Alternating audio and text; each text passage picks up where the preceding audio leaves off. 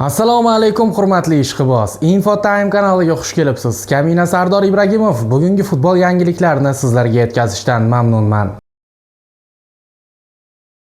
O'zbekiston U17 terma jamoamiz bosh murabbiyi Sergey Chigatayev va himoyachimiz Muhammad Hakimov yarim final oldidan matbuot anjumanida ishtirok etdi. Sergey Chigatayev: ertangi bahs haqida. Yaponiyani o'rganib chiqmoqdamiz. Kuchli va kuchsiz tomonlarini tahlil qilyapmiz. Aytish mumkinki, raqibimiz tajribali jamoa. Ular bilan birinchi marta o'ynamayapmiz. Avval ham 3 marta o'rtoqlik o'yinlarini o'tkazganmiz. Tezkor va texnik jihatdan yaxshi futbolchilari bor.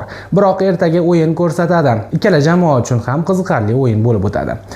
Jamoa amaldagi chempion hisoblanadi. Ertangi bahsda bu qanchalik muhim? O'tgan yili bu yosh toifasida jamoamiz musobaqa g'olibligini qo'lga kiritgan. Albatta biz ham bu natijani takrorlashga harakat qilamiz.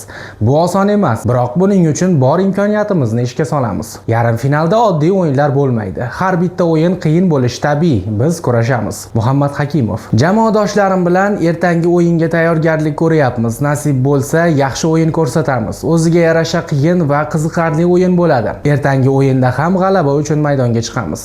Bu yarim final o'yini, hamma bolalar tushunib turibdi. Shunga yarasha kayfiyat bilan tushamiz va g'alaba qozonishga harakat qilamiz. Eslatib o'tamiz, o'smirlarimiz U17 Osiyo Kubogi yarim final doirasida Yaponiyaga qarshi bahs olib boradi.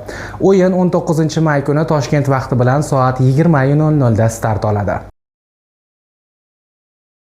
Abduqodir Husanov Manchester City'da mavsumning eng yaxshi futbolchisi bo'lish uchun 3 nomzoddan biri. Angliyada mavsum yakuniga juda oz vaqt qoldi. Manchester City 2025-2026 mavsumining eng yaxshi futbolchisini aniqlash uchun so'rovnoma o'tkazmoqda.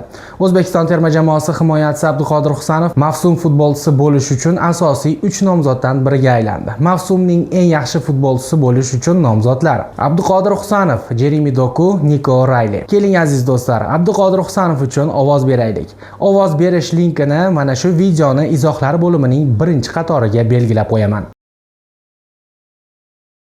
Gvardiola: Husanovni yaxshi ko'raman. Manchester City bosh murabbiyi Pep Gvardiola himoyachi Abduqodir Husanov haqida iliq fikrlar bildirdi. Ha, biz Angliya Kubogini qo'lga kiritdik. Kecha buni nishonlagandik va bugun ham nishonlayapmiz. Futbolchilar bu hafta uylariga borib, rafiqalari bilan vaqt o'tkazishlari mumkin. Men Abduqodir Husanovni yaxshi ko'raman. U tobora kuchayib bormoqda. Kecha u nimalar qilganiga qarang. Bu kuch. Biz uchun sovrinlar har doim eng muhim narsa. Yanada ko'proq sovrinlarni qo'lga kiritish uchun oldinga intilishda davom etamiz, dedi ispaniyalik murabbiy.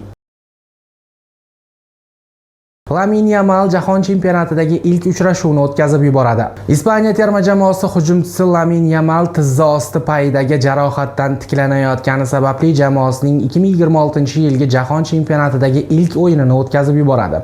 Bu haqda The Athletic nashri xabar berdi. Avvalroq Barselona futbolchisi Ispaniya chempionatining 33-tur doirasida Celtaga qarshi kechgan uy uchrashuvining birinchi bo'limida jarohat olgani haqida xabar berilgan edi. Ushbu uchrashuv 22-aprel kuni bo'lib o'tgan. Manbaning bildirishicha, futbolchi 15-iyun kuni Cabo Verde terma jamoasiga qarshi o'tkaziladigan guruh bosqichi o'yinini o'tkazib yuboradi. Bundan tashqari uning 21-iyun kuni Saudiya Arabistoni jamoasi bilan bo'ladigan bahsda maydonga tushishi ham hozircha so'roq ostida turibdi. Ispaniyaliklar 26-iyun kuni Urugvay terma jamoasiga qarshi o'yin o'tkazadi. Yamal 18 yoshda bo'lib, u Barselona tarbiyalanuvchisi hisoblanadi. Hujumchi asosiy jamoada 2023-yilning aprelidan buyon to'p surib kelmoqda.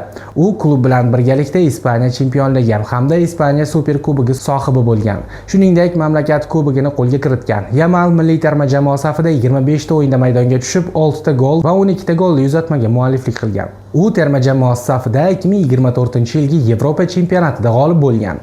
Jahon chempionati joriy yilning 11-iyunidan 19-iyulga qadar AQSh, Kanada va Meksika yashil maydonlarida bo'lib o'tadi. Siz nima deb o'ylaysiz, qadrli ishqiboz? Fikringizni izohlar bo'limiga yozib qoldiring. Abduqodir Husanovga ham ovoz berishni unutmang. Ko'rishguncha.